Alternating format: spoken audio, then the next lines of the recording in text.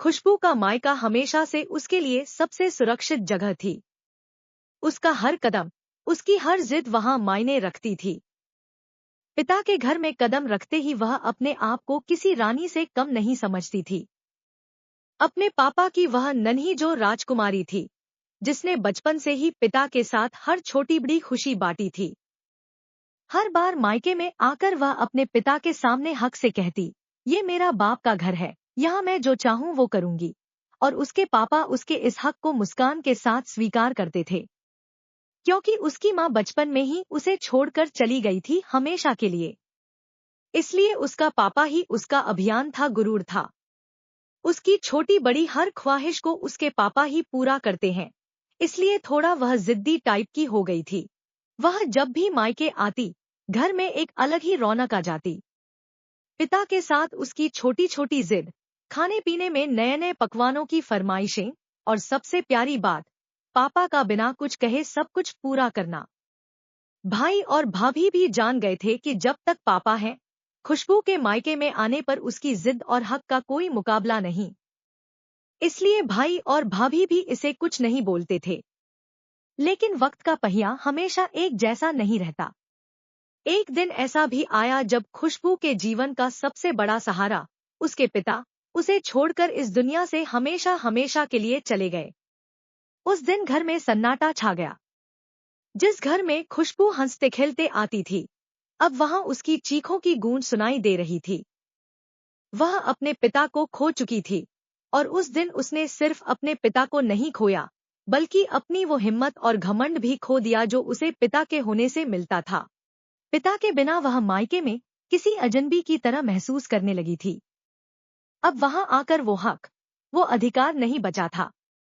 भाई भाभी उसे हमेशा आदर और प्रेम से रखते थे, लेकिन खुशबू को अब कुछ भी पहले जैसा नहीं लगता था। पिता के जाने के बाद वह कभी मायके में जिद नहीं करती थी, जो मिलता उसे बिना कहे स्वीकार कर लेती। अब मायके की हर चीज में पापा की कमी उसे चुभती थी। उसकी आंखें घर के हर कोने में पापा की छवि ढूंढती थी, लेकिन वो नहीं थे। खुशबू बिल्कुल अकेली से महसूस करने लगी थी जब भी मायके आती थी तो। एक बार खुशबू ने भाई से कहा, भैया, अब घर में कुछ भी पहले जैसा नहीं लगता।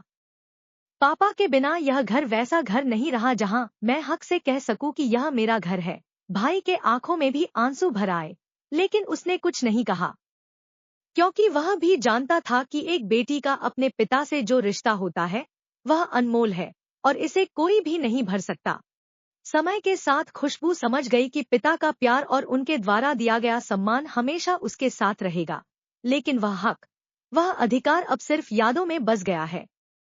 अब मायके में उसकी जगह हमेशा बनी रहेगी, लेकिन वह पापा के बिना कभी पहले जैसी नहीं हो पाएगी। बाप और बेटी का रिश्ता संसार के सबसे पवित्र और गहरे रिश्तों में से एक होता है। पिता के बिना बेटी के जीवन में जो खालीपन आता है, उसे कोई नहीं भर सकता। बाप बेटी की सबसे बड़ी हिम्मत होता है, और जब वो चला जाता है, तो बेटी के लिए मायका महज एक घर बनकर रह जाता है। एक बेटी की अपने पिता के प्रति एक अनुभव कहानी। तो फ्रेंड्स, कैसी लगी हमारी आज की स्टोरी वीडियो? हमें कमेंट करके जरूर बताएं। वीडियो अच्छा लगा हो तो लाइक एंड सब्सक्राइब किए बिना ना जाए। आपका दिन शुभ हो। धन्यवाद। समय के साथ खुशबू समझ गई कि पिता का प्यार और उनके द्वारा दिया गया सम्मान हमेशा उसके साथ रहेगा, लेकिन वह हक, वह अधिकार अब सिर्फ यादों में बस गया है। अब मायके में उसकी जगह हमेशा बनी रहेगी, लेकिन वह पापा के बिना कभी पहले जैसी नहीं हो पाएगी। बाप और बेटी का रिश्ता संसार के सबसे पवित्र और गहरे रिश्तों में से एक होता है। पिता के बिना बेटी के जीवन में जो खालीपन आता है, उसे कोई नहीं भर सकता। बाप बेटी की सबसे बड़ी हिम्मत होता है, और जब वो चला जाता है, तो बेटी के लिए मायका महज एक घर बनकर रह जाता है।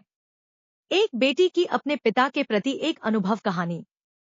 तो फ्रेंड्स, कैसी लगी हमारी आज की स्टोरी वीडियो? हमें कमेंट करके जरूर बताएं।